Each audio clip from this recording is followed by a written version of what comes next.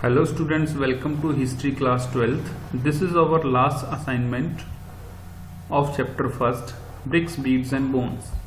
So students, first question is, for what purpose seals and sealings were used in Indus Valley civilization? What kind of scripts were written on seals along with visual interpretations?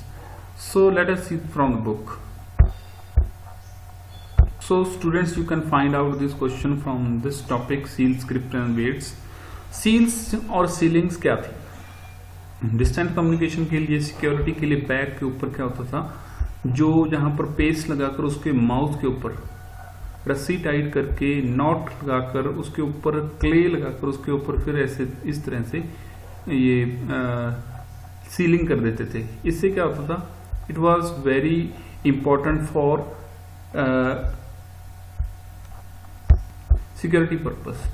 If the bag reached without sealing intact, it means that it had not been tampered. Means के उसके साथ कोई छेड़छाड़ नहीं हुई है, bag बिल्कुल सही सलामत पहुंचा है. और ये जो सील्स होती थी, इनके ऊपर क्या लिखा होता था, बहुत सारे टाइटल्स लिखे होते थे, बहुत कुछ लिखा होता था. जैसे यह आपको सील दिखाते हैं, यहाँ पर ये सील है, ऊपर स्क्रिप्ट लिखी हुई है, नीचे कोई एनिमल मोटिव बना हुआ इस तरह से, यहाँ पर भी कुछ लिखा हुआ. तो ये सील्स जो थी, इनके ऊपर कुछ लिखा होता था. लॉन्गेस्ट जो है 26 साइन की है, लेकिन जो ये साइंस हैं अलग अलग तरह की, हर सील्स के ऊपर अलग साइन है. ओवरऑल अगर हम सारी सील्स को इकट्ठा करें तो 375 से लेकर 400 तक के अलग अलग तरह के साइंस मिले हैं. तो साइंस लिखे जाते थे पढ़े लिखे लोगों के लिए, और जो अनपढ़ लोग थे, who were not able to read, they could estimate through watching this or looking at this picture or visual interpretation. This kind of interpretations were given on the tablets. So seals, copper tools, rims of jars, ये सब कुछ जो है एक जगह से दूसरी जगह ट्रांसपोर्ट होते थे. अब बात आ गई वेट्स की. वेट्स जो थे वो बाइनरी सिस्टम में होते थे. आप सील्स और स्क्रिप्ट सील्स में वेट को भी लिख सकते हो. बाइनरी सिस्टम में होते थे 2, 4, 8, 16, 20, 32, ये अप टू 12,800 तक इतना सिस्टम था वेटिंग का. तो ये आप क्वेश्चन 3 मार्क्स में आंसर दे सकते हो. एंशिएंट अथॉरिटी, ये नेक्स्ट क्वेश्चन आपका एंशिएंट अथॉरिटी के बारे में पूछा गया है. Some historians suggest that in this valley civilization there was a king, some of others suggest that there was a oligarchy rule. Explain your answer with examples. So ये question बहुत easy है students, आपको पहले भी करवाया गया कि कैसे रूल, राजा के रूल का पता चलता है और कैसे नहीं. कैसे लगता है कि ये ओलिगार्की था. ओलिगार्की मतलब rule by group of people. जब स्टूडेंट खुदाई की गई थी तो ये एक मूर्ति मिली है, जिसको हम कह सकते हैं कि ये कोई राजा की मूर्ति है, जिसको हम प्रीस्ट किंग के नाम से जाना जाता है. अब हम देखते हैं कि वेट, सील्स, ब्रिक्स, इनका साइज जो है यूनिफॉर्म है जम्मू कश्मीर से लेकर गुजरात तक. तो इसका मतलब कोई अथॉरिटी होगी जो इनको रेगुलेट करती होगी. रेगुलेट करने के लिए अथॉरिटी का होना जरूरी है. मान लो हम किसी को कह दें कि आपने ये काम करना है, तो वो शायद ना करें और शायद कर भी दें. लेकिन अगर मंत्री कहेगा, अथॉरिटेटिव जो लोग हैं, जो मतलब जिनके पास पावर है, जो रूल में हैं, जो राजा हैं या फिर जो मंत्री हैं, वो कहेंगे, ऑफिसर्स हैं, तो वो बात मानी जाएगी. उसके बाद हम यहाँ पर देखते हैं कि वहाँ पर पैलेसेस मिले हैं, जहाँ पर जो आर्कियोलॉजिस्ट कहते हैं कि ये जो पैलेसेस हैं ये शायद प्रीस्ट किंग यूज करता होगा. ठीक है जी. Mesopotamian history and its priest king have the same found parallel to Indus region. Indus valley में भी पाए जाने वाले जो राजा थे वो लगभग मेसोपोटामिया के रूल्स, यहाँ पर जैसे मेसोपोटामिया में रूल होता था, लगभग वैसे ही रूल होता था. Ritual practice or urban civilization are not well understood yet, nor are there means of knowing whether those who performed them also had political power.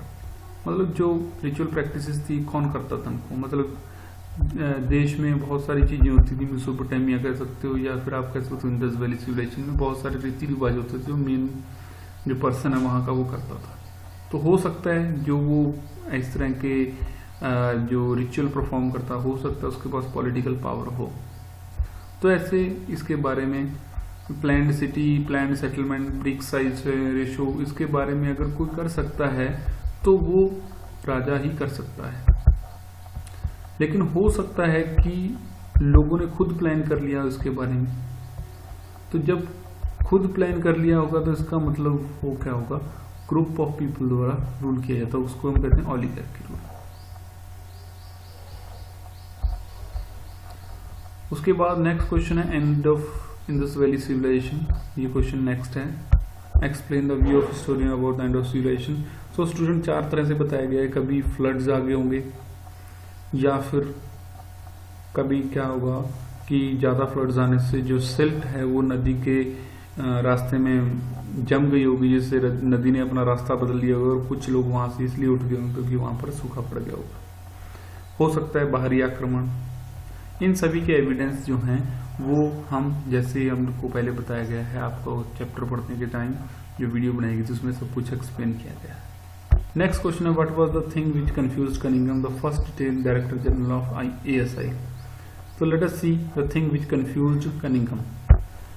So students, इसमें बताया गया कि जो कनिंघम था ASI डायरेक्टर जनरल, वो क्या करता था, रिटन टेक्स्ट के ऊपर विश्वास करने की कोशिश कर रहा था कि जो रिटन टेक्स्ट हैं उनको पढ़कर अर्ली हिस्ट्री का पता लगाया जा सकता है। तो उसने उठाए ग्रंथ 6 सेंचुरी BCE से 4 सेंचुरी CE तक। ये किनके द्वारा लिखे गए थे, जो चाइनीज बुद्धिस्ट पिलग्रिम्स इंडिया में आए थे, उन्होंने इंडिया के ऊपर कुछ लिखा था।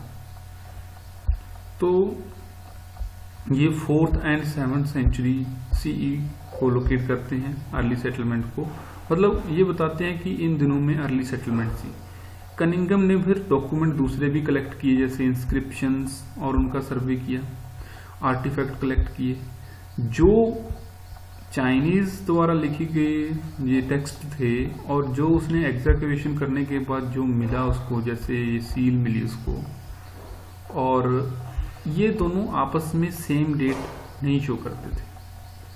सो इससे कनिंघम काफी कंफ्यूज था। तो जो कनिंघम को मिला, चाइनीज पिलग्रिम द्वारा एक्सप्लेन गए अर्ली हिस्टोरिक चीजें, उनमें और जो कनिंघम को मिला उसमें काफी डिफरेंस था, इसलिए कनिंघम कंफ्यूज था।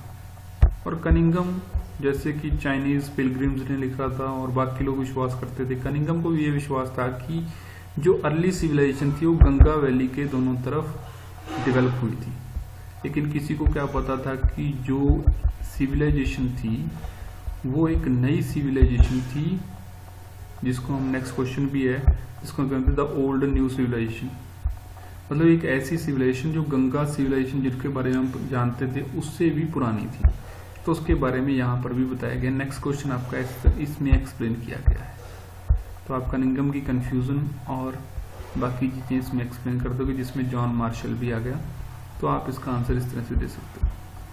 Next question is R.M. Wheeler's contribution. So R.M. Wheeler's का कंट्रीब्यूशन क्या था, let us see in the book.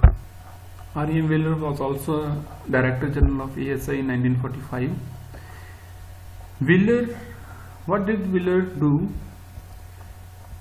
He rectified this problem that Marshall could not distinguish between the object found in different regions.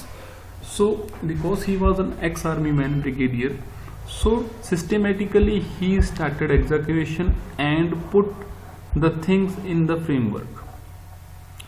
So in framework where the things are found, he placed those things in that column that these are found in. For example, things are found in Kalibanga, then he placed those things in separate box. So इस तरह से जो archaeologist थे, जो R.M. Wheeler थे, उन्होंने एक नई तरीके से एक्सकवेशन और उनकी डिस्टिंग्विश करनी शुरू किया। So this helped the archaeologist well as compared to earlier times. So ये इसमें आप लिख दोगे। Next question is what were the problems about the archaeological find and their interpretations. So students, this is the last question and last topic of your chapter. You can find out this question in this topic, problem of piecing together. For example, जैसे Englishman को एक वो मिली थी, seal मिली थी। जब उस seal को उसने देखा तो वो गंगा वैली सिविलाइजेशन के आसपास के सील्स मिले जो मटेरियल थे उनसे मैच नहीं करती थी। इस तरह से बहुत सारी चीजें थी, उनको किस तरह से आप उनको एक तरह से कैटेगराइज कर सकते थे, क्लासिफाई कैसे कर सकते थे, और किसकी इंटरप्रिटेशन क्या थी, ये बहुत ही बड़ा सवाल था। अब कुछ चीजें ऐसी थी जैसे present day things, beads, corn stone, lead and pots are obvious example. ये थे कुछ आर्टिफैक्ट्स के जो फंक्शन से हमें पता चल जाते थे। कुछ ऐसी चीजें थी जिनको हम पता नहीं कर सके, जैसे बहुत सारी चीजें, जैसे आप देख सकते हो found in houses and drains, Graves, ये सब कुछ हमें पता चल जाता था कि ये किस लिए यूज होती है। Archaeologists have to take resources to indirect evidence. For example, so there are traces of cotton at some sites. To find out about the clothing, we have to depend on indirect evidence, including depiction in the sculpture. We can find out sculptures. मतलब अगर हम देखें कि हाँ कपड़े बुनते थे तो कैसे बुनते थे, हमें कोई अंदाजा नहीं है, हम इनडायरेक्ट ऑब्जर्वेशन करते हैं। कैसे? जैसे किसी सील के ऊपर कुछ दिखाया गया कि बुनकर ऐसे बुनते थे, तो ये इनडायरेक्ट ऑब्जर्वेशन के ऊपर डिपेंड करता था।